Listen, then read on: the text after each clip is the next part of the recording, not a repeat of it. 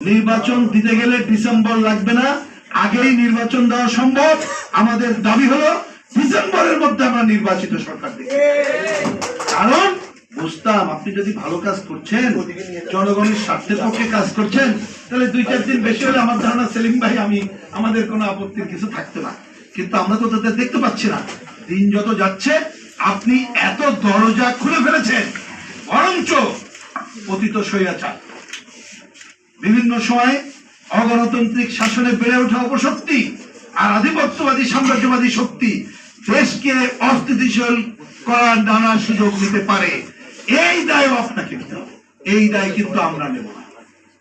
আমাদের দেখলাম প্রেস সচিব অন্যরা তারা অনেকের ঘাড়ে দায় চাপানোর চেষ্টা করছে। আমি পরিষ্কার করে বলি, যদি কোনো অস্থিতিশীল দেশ হয়, কেউ যদি কিছু করে, এর দায় আপনাদের নিতে হবে। কারণ আপনাদের দায়িত্বহীন আচরণের জন্যই আজকে এই ঘটনাগুলো ঘটছে। সুতরাং আমরা আজকের এখান থেকেও বলি, এই বন্দর এবং দেশ বাঁচাও আন্দোলনের পক্ষ থেকেও বলি, আপনারা দায়িত্বশীল আচরণ করেন, নির্বাচনের ঘোষণা দেন এবং দেশের যে কোনো সংকটময় মুহূর্তে ঐক্যবদ্ধভাবে যাতে পুরো জাতি রুখে দাঁড়াতে পারি সেই ব্যবস্থা করেন। প্রসঙ্গক্রমে আমি ওইদিকে গেলাম না, মনে রাখবেন, নিশ্চয়ই সবাই জানেন, পার্বত্য অঞ্চল জুড়ে আমাদের উপদেষ্টারাই কিন্তু বলেছে ওই যে এরিয়া ওইটা কিন্তু অরক্ষিত, অন্যদের কাছে চলে গেছে। আমাদের এইখানে অনেক জঙ্গি গ্রুপ ওই পুরো পার্বত্য অঞ্চলকে কিন্তু ঘিরে আছে এবং পাশে রাখাইনকে ঘিরে কিন্তু নতুন চক্রান্ত, নতুন রাষ্ট্র সহ অনেক কিছু।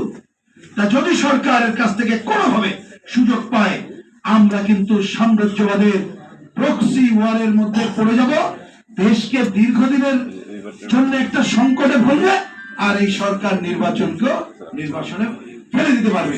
আজকে তাই এই দেশ বাঁচাও বন্দর বাঁচাও সাথে আমাদের কিন্তু নির্বাচনকে সামনে নিয়ে এসে গণতন্ত্রের যাত্রার পথ ঠিক রাখার কাজটিও করা প্রয়োজন বলে আমরা মনে করি।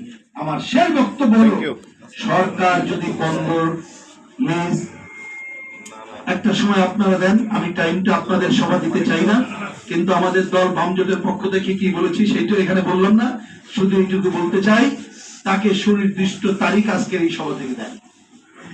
এই সময়ের মধ্যে এইটাকে তোমরা লিজ দিবা না বলো, তারপরে যদি তারা লিজ দেওয়ার কাজটা করে, আমরা প্রয়োজনে চট্টগ্রাম অভিমুখী জনতার লং মার্চ করে এইটা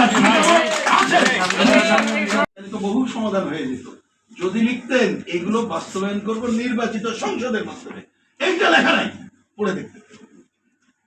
তাহলে কি ডালমে কুছ কালা হয় নাকি অন্য শব্দ বলা উচিত? আপনারা বেছে বের করে নিয়েন, এটা খুব সফট শব্দ হয়। তার মানে প্রভোগ করে অন্য জায়গায় নিতে চায়, কাল বিলম্ব করতে চায় এবং অনেক উদ্দেশ্য হাসিল করতে চায়। এ তো আজকে দিবালোকের